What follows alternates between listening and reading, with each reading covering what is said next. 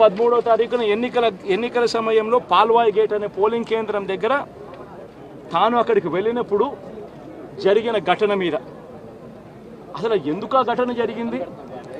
ఎవడన్నా కొద్దో గొప్ప కనీసం ఆలోచన చేసేవాళ్ళు ఎవరైనా ఆలోచన చేయాలి కదా.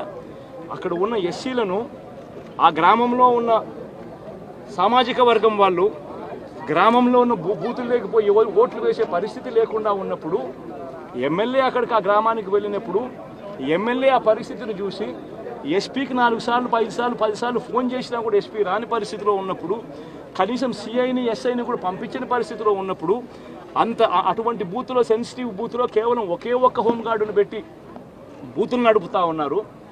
అటువంటి పరిస్థితిలో అన్యాయం జరుగుతూ ఉందని చెప్పడం కోసం, అన్యాయం జరుగుతూ ఉన్న వాళ్ళ పక్షాన్ని నిలబడడం కోసం ఎమ్మెల్యే లోపలికి పోయి ఈవీఎంను పగలగొట్టే కార్యక్రమం జరిగింది.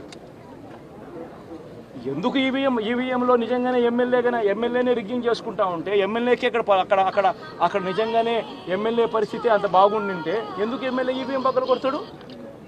అక్కడ పరిస్థితి బాగలేదనే కదా, అన్యాయం చేస్తూ ఉన్నారనే కదా. అక్కడికి పోయినప్పుడు అన్యాయం చూశాడు కాబట్టే కదా ఈవీఎం పగలగొట్టాడు. ఆ ఈవీఎం ఏదైతే పగలగొట్టిన కేసులు ఏదవుతుందో తనకు బెయిల్ వచ్చింది.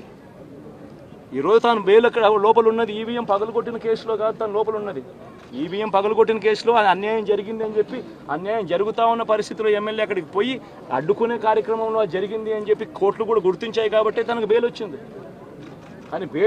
కానీ మళ్ళీ ఆ తర్వాత ఏం జరిగింది? ఆ ఇన్సిడెంట్ జరిగిన 10 రోజుల తర్వాత ఆ ఇన్సిడెంట్ జరిగిన 10 రోజుల తర్వాత అంటే మే 23వ తారీఖున ఎమ్మెల్యే అక్కడికి వెళ్ళి హత్యాయత్నం చేశాడట. అదే పోలింగ్ బూత్లో హత్యాయత్నం చేశాడంట. ఎవడన్నా బుద్ధునోడు ఎవడన్నా నమ్మదానికి ఉందయ్యా?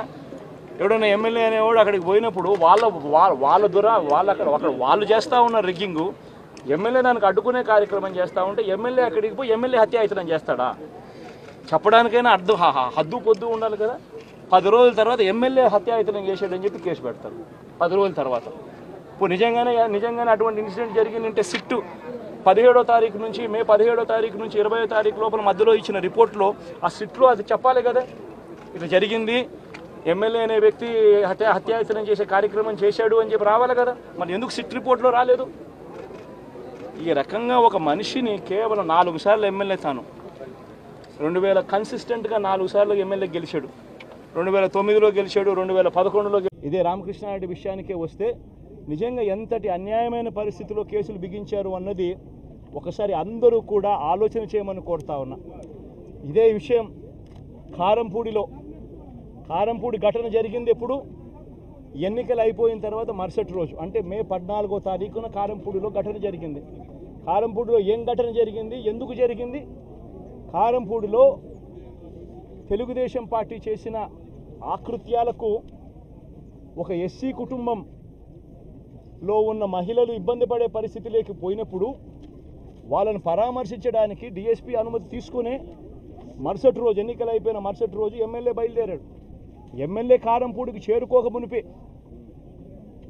ఆ ఎస్సీ కుటుంబం అనేది కారంపూడి అటువైపున ఉంటే ఊరికి అటువైపున వాళ్ళు ఇల్లుంటే ఆ ఊరు ఎంటర్ కాకమునిపే తనను అడ్డగించడము, అక్కడే గొడవ జరగడము, గొడవ జరిగేది టౌన్లో జరుగుతూ ఉంది, ఇక్కడ నుంచి ఇక్కడ అడ్డగించినారు.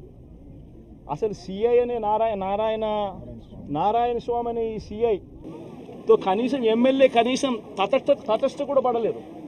కనీసం చూసిన దాఖలాలు కూడా లేవు వీళ్ళిద్దరూ. ఆ రోజు ఆయన ఉండేది వేరే లొకేషన్లో గొడవలో వేరే లొకేషన్ టౌన్ మధ్యలో గొడవ జరుగుతా అంటే ఆయన ఉన్నాడు, టౌన్ మొదట్లో ఈయన ఉన్నాడు. అసలు ఆయన తటస్థపడలేదు.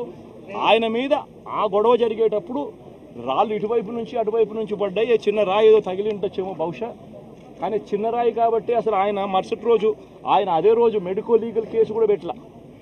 అంటే ఎంత చిన్న ఘటన అది, జరిగిందో లేదో కూడా తెలియదు.